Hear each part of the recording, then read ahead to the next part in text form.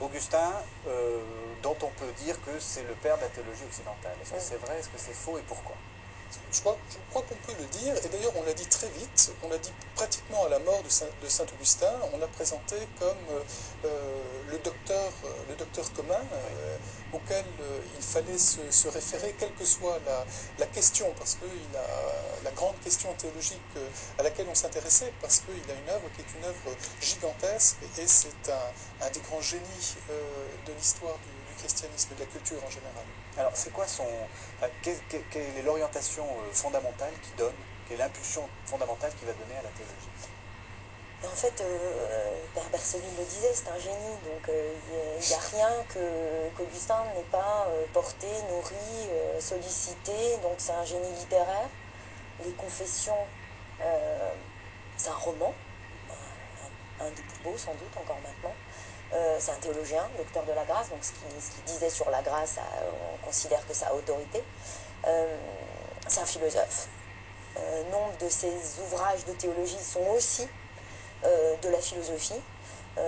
Donc on pourrait dire c'est un patron dans ce sens-là, à la fois dans le sens de modèle et de celui qui a autorité. Donc c'est le maître de la culture occidentale parce que ça a été un homme de culture, il l'a intégré, il en a généré une autre. Donc tous les siècles, d'une certaine façon, se sont réclamés de Saint-Augustin comme détenant une vérité qu'il fallait alors soit sans cesse remettre à jour, remettre sur le devant de la scène, soit une vérité qu'il fallait à nouveau redécouvrir. Donc, par exemple, les grands réformateurs spirituels ont tous été augustiniens. Ouais. Luther.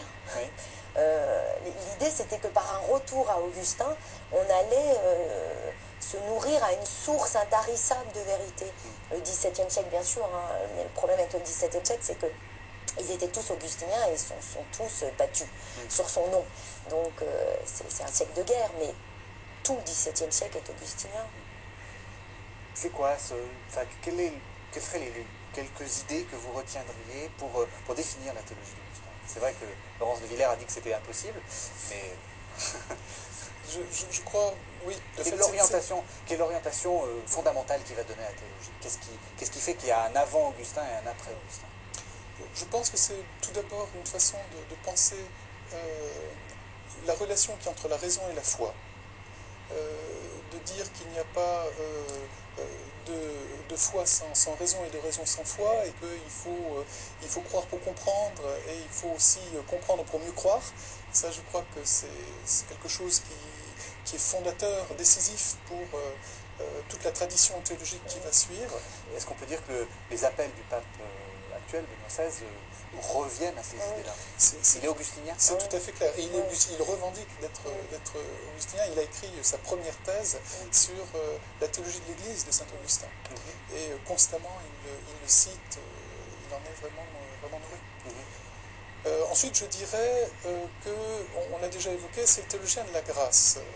C'est un homme qui a fait l'expérience d'une conversion radicale qui lui a fait comprendre combien la foi chrétienne nous arrache au mal, au péché. Elle nous fait accéder à un monde nouveau de lumière, de joie spirituelle.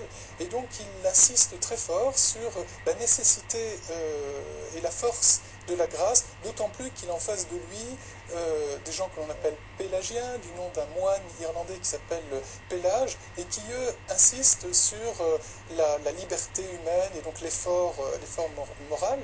Et donc la deuxième grande insistance de Saint-Augustin, c'est sans doute cette insistance sur la nécessité, la force de la grâce divine.